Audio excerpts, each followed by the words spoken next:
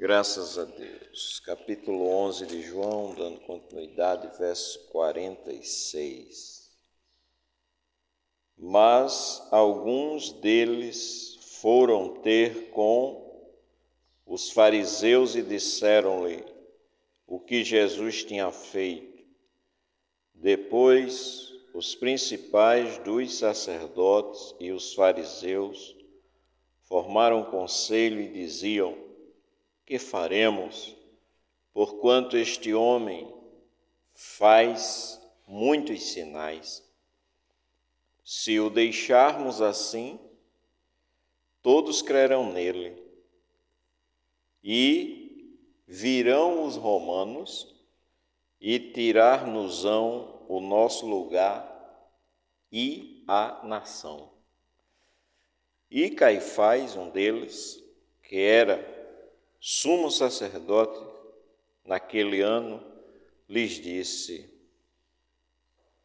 vós nada sabeis, nem considerais que nos convém que um homem morra pelo povo e que a nação pereça, ou melhor, não considerais que nos convém que um homem morra pelo povo e que não pereça toda a nação. Ora, ele não disse isso de si mesmo, mas, sendo sumo sacerdote naquele ano, profetizou que Jesus devia morrer pela nação. E não somente pela nação, mas também para reunir em um corpo os filhos de Deus que andavam dispersos. Desde aquele dia, pois, consultavam-se para o matarem. Jesus, pois, já não andava manifestamente entre os judeus, mas retirou-se dali para a terra junto do deserto, para uma cidade chamada Efraim. E ali andava com os seus discípulos. Estava próxima a Páscoa dos judeus e muitos daquela região subiram a Jerusalém antes da Páscoa para se purificarem. Buscavam, pois, a Jesus e diziam uns aos outros, estando no templo: que vos parece? Não virá a festa?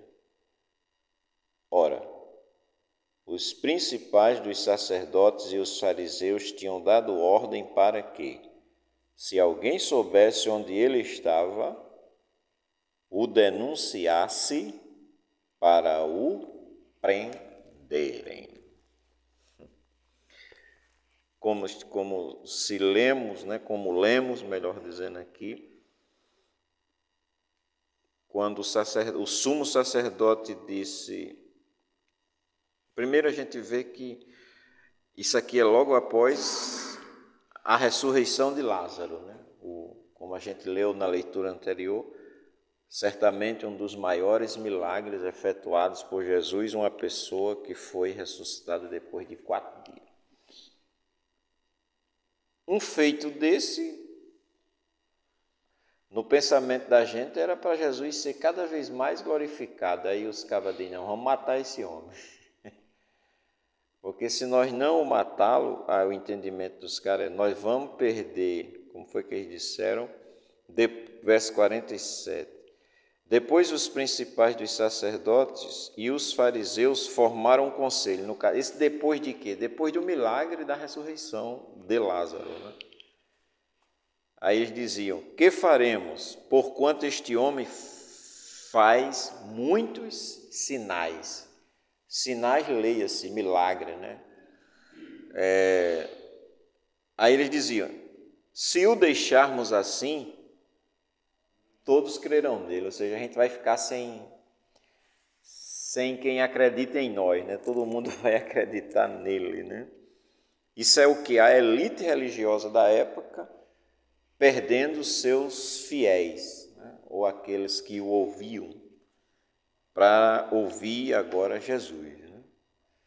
Se o deixarmos, todos crerão nele, e a preocupação seguinte: e os romanos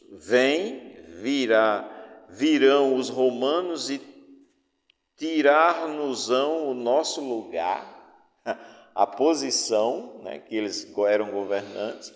Aí aqui tem política no meio do negócio, isso aqui é política natural e pura, né? Assim no sentido, eles estavam vendo a posição política, se deixar esse rapaz aí viver, aí os romanos é que vão transformar ele em governador e nós vamos perder o nosso lugar.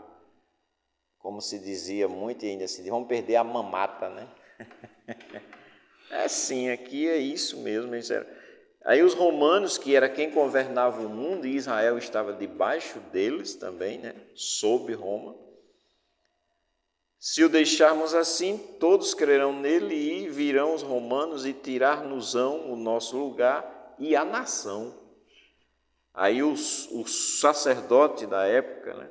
O sumo sacerdote, o maior dentre os sacerdotes, Caifás, um deles, que era sumo sacerdote naquele ano, disse: vós nada sabeis, não considerais que convém que um homem morra pelo povo e que não pereça a nação? Então, a solução é matá-lo, né? Então, para ver como é projeto de Deus, como diz o verso seguinte: ora, ele não disse de si mesmo isso, não disse isso de si mesmo, mas sendo sumo sacerdote, né, naquele ano, profetizou que Jesus deveria morrer pela nação. E não somente pela nação, Jesus devia morrer também para reunir em um corpo os filhos de Deus que andavam dispersos. E a partir de então a busca era quem soubesse de Jesus. Aí Jesus já não ia mais, não ficava mais no centro, ele começou a ficar por fora, né? Daquele dia em diante, pois, consultava-se para o matarem.